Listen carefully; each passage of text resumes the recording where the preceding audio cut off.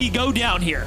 Ring that bell, ding, ding, ding. Let the match begin. All season long, watching on Aussie's stream. 30-something, all for this fight here. Cole gets the gun. He's able to chase Acorn around, who has absolutely nothing. Adrian just went for himself, but him, he's gonna fall. Peterbot and Ritual are the last two alive in a situation that they can revive Cole, leaving Acorn all by himself.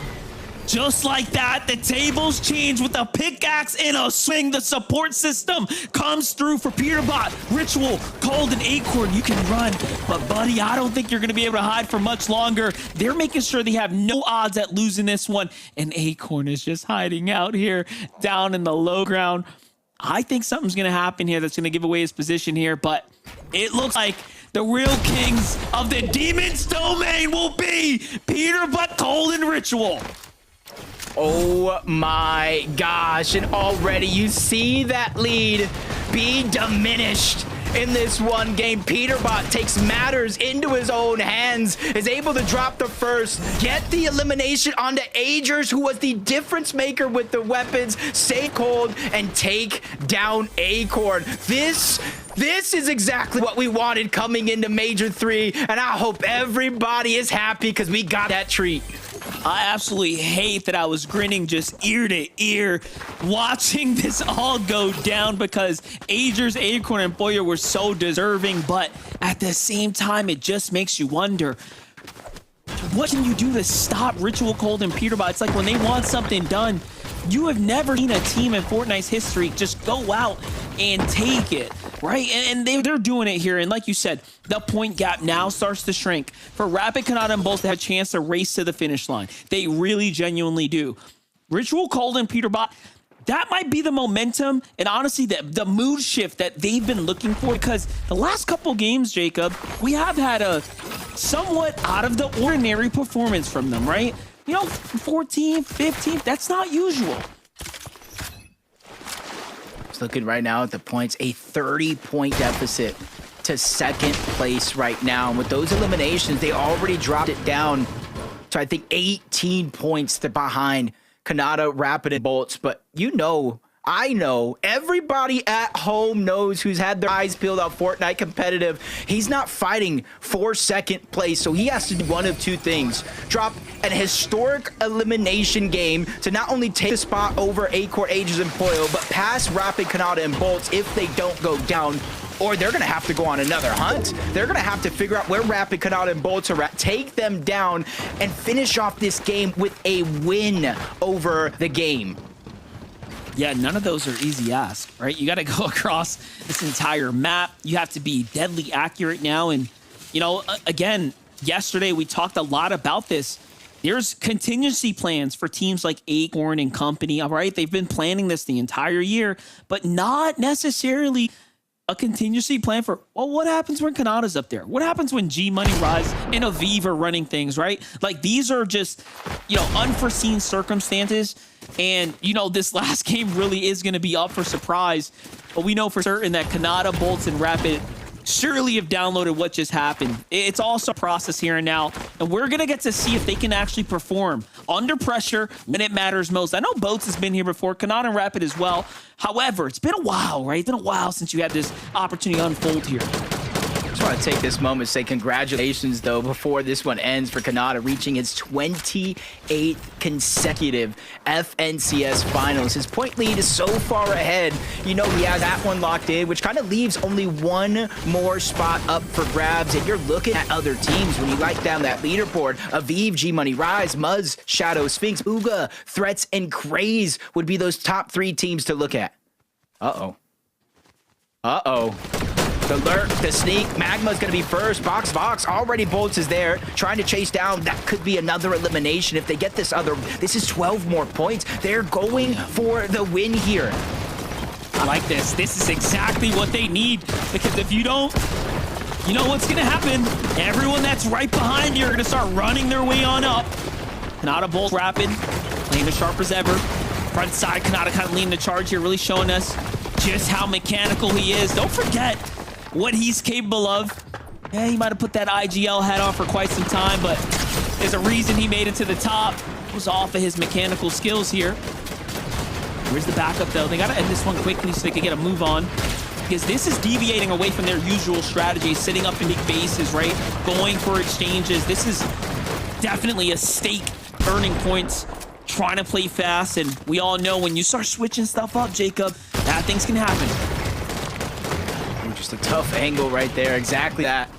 There's too many risks going down right here in this fight. They do have the elevation advantage. They're trying to smush that team further and further down.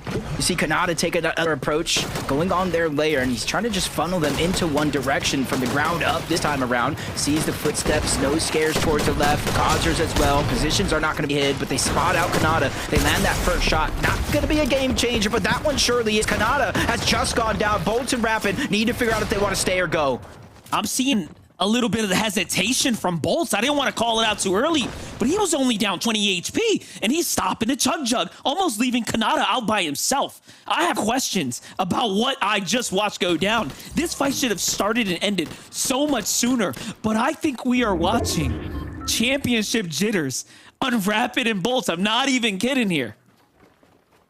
That could quite well be a possibility because we have not seen this in 12 games so far. This is the first time they're just keying over from Crime City, knowing that, honestly, you can't just expect these players to have a bad game. The only reason why Agers, Acorpoyo are even down is because of contested fight versus one of the other great teams on the region. So they're trying to just keep as much control underneath their own hands as possible. Unfortunately, Nada goes down. Bolts immediately used that launch pad to disengage, but because he did that, Rapid stayed, and that full team is leaving. And so Rapid will have a chance to get the reboot card. This is not the last we've seen of this full trio. Crazy to think they get to count their lucky stars, you know, to just kind of stay in the running right now. Because if it was any other team, they might have just finished the fight. They might have actually had just enough awareness to recognize, wait, there's still one player left. We actually have this. But neither here nor there. These are the cards we've been dealt. We get to see it continue to go down. Damage, we know for sure they're going to be way behind on that. So this is only looking better and better for Peterbot, Cold Ritual. And by the way, I guess we can solidify here.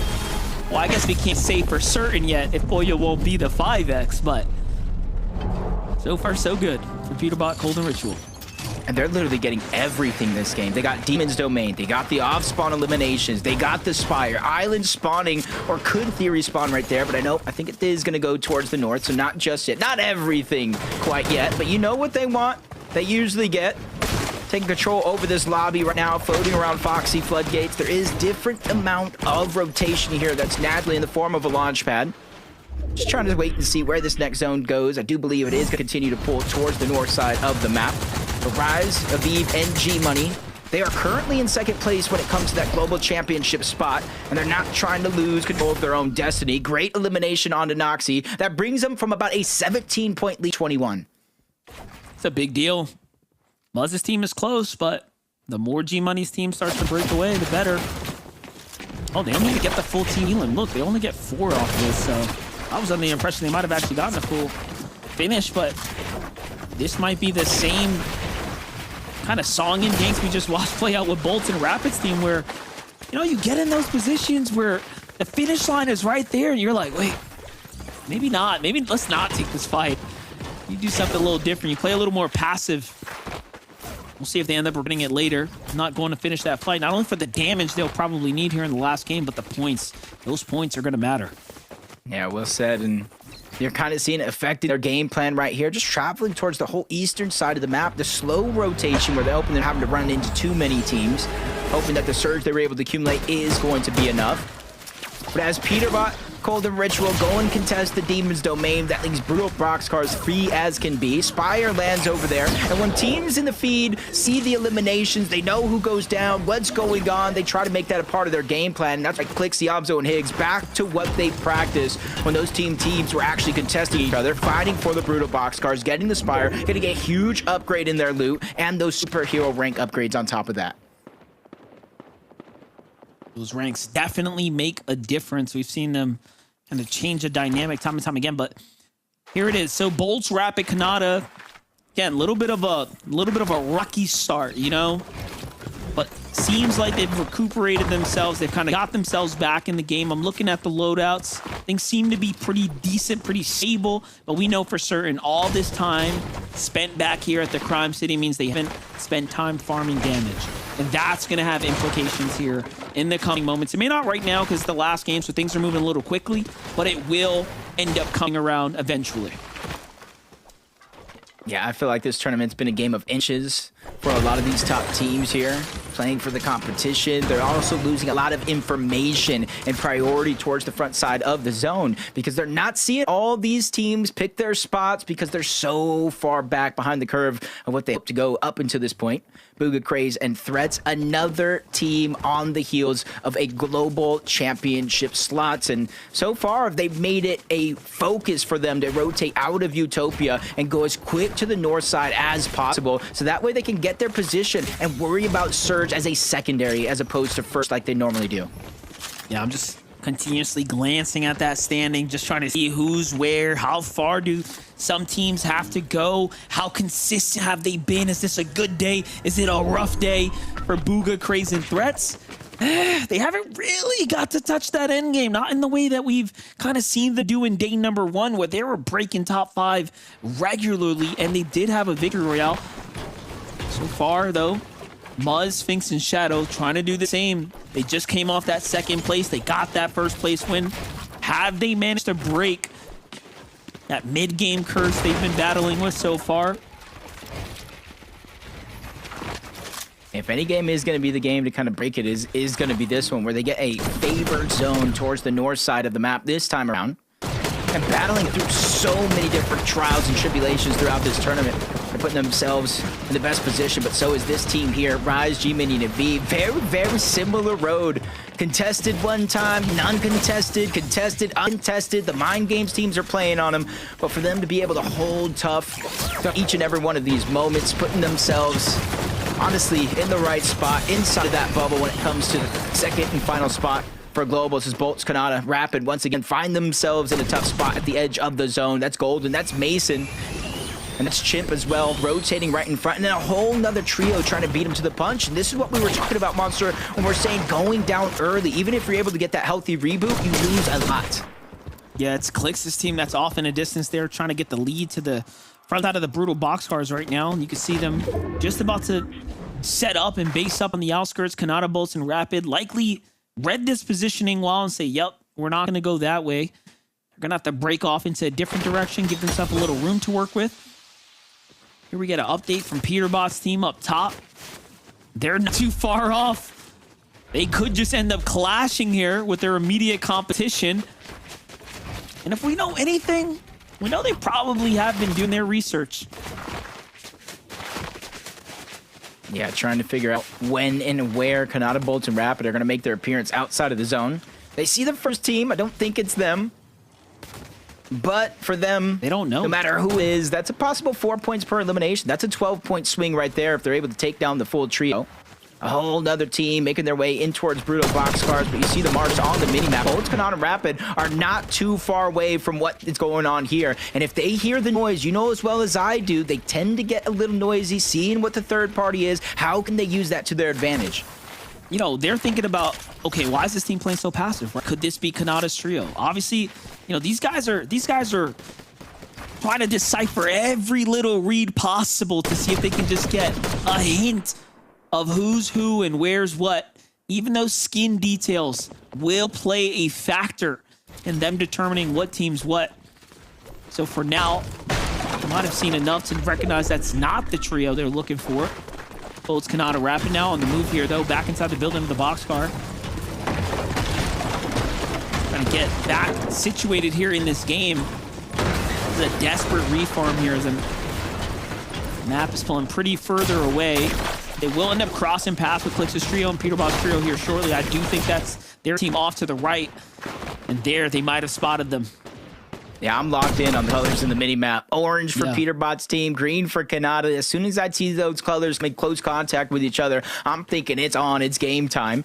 They might not know how close they actually are, but it's definitely going to be a scary situation. Bugha, Threats, and Craze, though, lurking up onto Muzz. May not know that's exactly them, but that is the team that they have to go through. One of two teams if they want to qualify for the Global Championship. And for Bugha and Threats, it's to remain perfect in terms of qualifying for these lands. This is big. This is like their little global championship fight right here. We're watching it all go down. Oh no, Muzz. Okay. Oof. Jumps off the cliff there. Could have got 3, 2, 1, but that doesn't mean Sphinx or Shadow safe. Oh, Sphinx finds himself a little bit out of position. Threats needs to stop moving or they're going to give away the spot. Crazy's going to end up opening here. There it is. They initiate, but they miss. Sphinx reacts super fast. Luckily, he had dashes on standby, and he backs off. Get the fight happening right here. Below the threshold for Kanata and Rapid, they haven't done enough. And that's all because of that kind of slow start they had, that initial knock onto them. They will be forced to take this fight right now. Yeah, they changed things up so much. It's not exactly the change they were looking for. 100 damage below. One well-placed shot could change things up. But right in front of them, that's Golden. That's Mason and their trio on the other side. This is where it gets tricky because now the lobby is starting to gain notice. They're starting to focus their attention in this direction. 284 below. They're falling further and further. This is the recipe for Peterbot Golden Ritual success, but it's not going to come without a fight. Kanata makes his way in. He gets the knock onto one, but he immediately goes down, and they're not even above the damage threshold. Another one's going to fall. Rapid is out. It's all up to both by himself, and it's Peterbot Golden Ritual. They're the ones shooting on over, and they get eliminated. Now this is just a one-horse race. Of course, it's Peterbot Cole and Ritual there to answer the call when it matters. And now all they have to do is ride their way to an end game and earn 80 more points. Now that is not easy though. Let's make this very clear. This is a big game they're going to need to put up still. If they want to be the champions, Agers, Aquin, and Pollo do have an opportunity to still hold the line here. They just need, mathematically, the quickest math, they just need one elimination and a win. One more elimination and a win. Obviously, they can close it with even more eliminations there, but it's Peterbot, it's Golden Ritual. What they have been doing so far, I feel like not very many players can say they can do that exact same thing. And the ones that say they can are probably out of this lobby already. G-Money, Rise, and Aviv, they're realizing what's going around the lobby. Timing is of the essence. Eliminations are being taken away, and they're almost 500 damage above the threshold. What is this last game? Yeah, they have a long way to go. They need to finish this whole entire team, get the wipe here.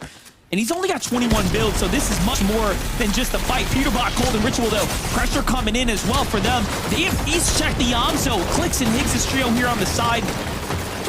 And now Peterbot, Golden Ritual do have a track record. They have a historical record. They love to win the last game on these major type tournaments. So I'll keep them in the running here for now. But Aviv, G-Money, and Rise do fall there on the picture-in-picture. And just like that, their spot's now up for grab for Muzz, Shadow, and Sphinx to potentially overthrow. Or Bugha, Threats, and Craze to jump even higher. My man Levin on EU is probably saying this right now. Cinema. This is cinema at its finest. Aviv and them 546 points. I don't know what they're currently at, but starting this game, Muzz was at 521. Starting this game, Bugha was at 489 points. This is truly coming down to the wire. A mere elimination, a placement point could play the difference in somebody's FNCS continuing and somebody having to sit at home and watch it all with us. And this is crazy because it's an end game on the top of a mountain, right? So naturally, it's going to favor the teams that get there early. Peterbot's team just literally positioned up on top of one of those predetermined bases that was already up there. So they're actually setting themselves up for the victory condition. I think they're noticing all they need to do is get these points. Look, they marked out Taki's base. They could either go for the try to secure the elims or play it nice, slow, and steady, but give it a second. Yamzo clicks Higgs. Just keeping us entertained here and now on the edge of the mountain here, fighting their way through Curly's trio. They're going to find Cooper there. Just a little bit of an upset as they push off Reet and team. Much better position than they're in some of the previous games. 500 plus damage above the threshold for them. Just trying to close out strong. They realized what happened this FNCS, but they already have their global championship spot secured. So for them, it's about finishing strong and go next. They got global championship in their lines of sight for now, but still a comeback is needed. Peterbot, Cold, and Ritual, 3 eliminations, 500 damage above, and you can kind of see it right there in the mini-map. I know there's a marker and a bunch of other players in the way, but they have full zone as well. This is it. Here comes the breakout. Here comes the pressure. They have the zone. The stars are lining up. And they say fortune favors the bold. They have been just that all day long, all weekend long, challenging their immediate competitors. Really trying to take fate into their own hands right now. The combination of a few things are starting to happen here. The zone's not going to be forgiving to anyone here. It's going to start pushing its way off the mountain, down towards the lake. And that's going to mean you need a lot of material. This is going to be a matter of, can you go the distance? Do you have the stamina? This is a marathon, not a race here in these types of end games. But for Ritual, Cold, and Peterbot, they have options. It's not going to be easy, though. Still 72 points down. Muzz is being spotted on the backside right now. His season is on the line. Is determined by him being able to make it out alive and pass Peterbot. Luckily for him, he slides into home plate. Safe for now, but there's more innings to go in this game as 500 damage. That might be enough for them as they spot out Visual Braids and a minute toward the backside of the zone. They begin to make their focus, and this is where teams have to watch out for. He does have the exotic pistol, the shockwave effect, the first and last bullet in that clip. The way Peterbot uses it, shoots one, reload, so he constantly has that shockwave effect out. All right, we're in that position now. This is it. Teams fall. Points will be given to others that have managed to stay alive. Shadow, Muzz, and Sphinx.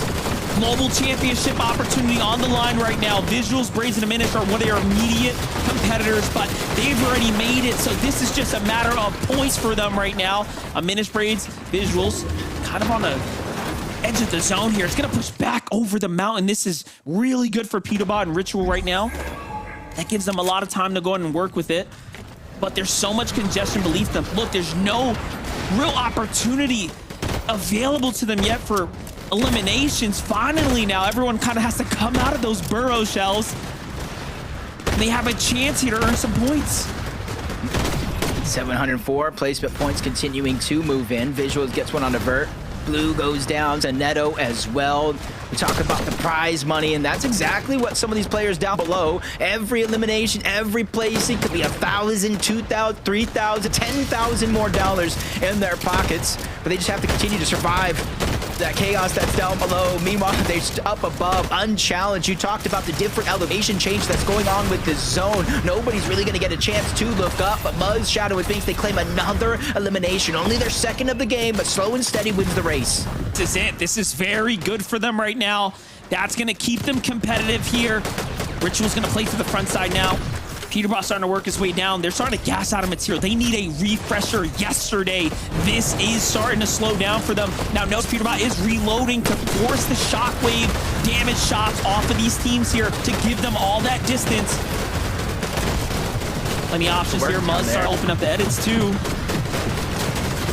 Peterbot still dropping down. Muzz are trying to put fire down from above, but they get sidelined. They get sidelined. Down goes Sphinx. Muzz forced outside of the zone. No miss for him, so he's going to go down as well. Shadow, I don't know how much pressure you faced in your life, but it does one or two things. Pressure either bursts pipe or makes diamonds. Now is your chance to shine bright like one. Wait a second, Peterbot just hit himself back into the storm on accident. They're running low on material. This is the first time in a long time we've seen them not earn any points this late into an end game. They might not have enough. They need to win the game and get a single elim or get a lot of elims. And right now, we're not seeing elims add up. This verticality is working against them. King, PH, Jin, and Phaser take the high ground. Iamso is going up to give us a win for a finish as well. Peterbot shockwaving them all off of high ground, said, nah, you can hold it for now. Keep my Seymour, because the king is coming back to take his throne. This team doesn't want to take part in just another FNCS monster. They want to take over this FNCS, prove a point, claim his 6th FNCS championship. Right now, they're well on their way up the mountain. It's claiming so many players down below, forcing them into the first order base where there might not necessarily be an exit. Shadow, he goes down. At least he made inside of the top 8, but where does he land on that leaderboard? Listen, I'm seeing a lot of placement points and not a lot of elims up top. Cold, Ritual, Peterbot still haven't been gifted. And what do you think about this? A 3v3 clicks Yamzo. Higgs looking to get revenge here. They got taken out before. Can they stand through the power that Cold, Ritual, and Peterbot are laying down here? But no, they run away. Potentially to be, again, not found for elims here. Not by this team, at least. I'm not going to say it's scared by any means, but I feel like this is the smartest, the most calculated we've seen them play. But now is the time to crash out of the builds. Visuals goes down, but Higgs clicks. They're the ones who got both of those. Finally, Ritual is able to get one, but the dust has settled. They got their 4 eliminations. Now they just need to win out. And when the only healthy teams left in this game, minus Cold, of course. Got a Minish in the mid ground. Clicks the Yamzo. Yamzo going up for height, just kind of baiting here. But Cold is very, very weak. He's going to go and initiate things down below. Minish, kind of that mid-game fat here. That's a Siphon being rewarded. Cold's going to fall. Peterbot's hit. He has to see the side shot come through, and Yamzo tags him once. Yamzo's going to get the Siphon too. The jump shot. He's invisible. Peterbot can't be seen, can't be tracked. Misses the Siphon. Yamzo's still in the game, but Ritual stands and wins the game by a heal off in the end. And just like that, Jacob, they do it again. Oh my God, Peterbot, Cold, and Ritual. And what they can agree is probably one of the hardest fought FNCSs of their career. I cannot believe what we have just witnessed. They realized where they were at in terms of the leaderboard. They realized who was in their path, and one by one, they took down first place. They took down second place. I know I called a point estimate, but now I'm even second guess it, Monster, because did they do it? Did they complete history? Even now, I'm starting to doubt myself. I mean, when you end the tournament with a win like that, and the elims start to add up, it has to feel like it was enough. But only time will tell. Game 12, one thing's for certain, Ritual, Cold,